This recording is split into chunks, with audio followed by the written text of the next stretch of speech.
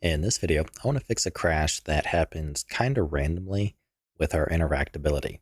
So in the perform sweep function on line 140 of our interactability, which is this right here, we are accessing the player controller and the player camera manager.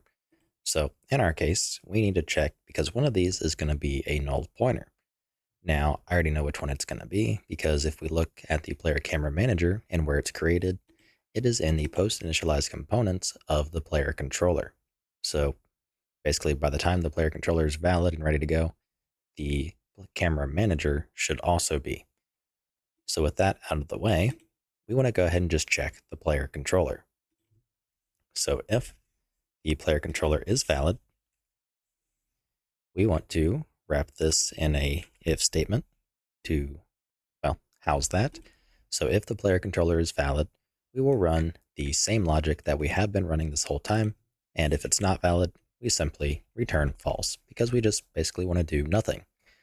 So that's going to be all. Let's just make sure that we can compile, even though there's no reason why we shouldn't be able to, but we should at least be good to go.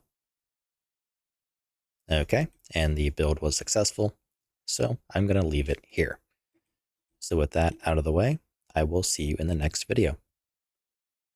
If you like what I'm doing and you want to help support me, you can find a link to my Patreon in the description below, where you can also get early access to this entire series.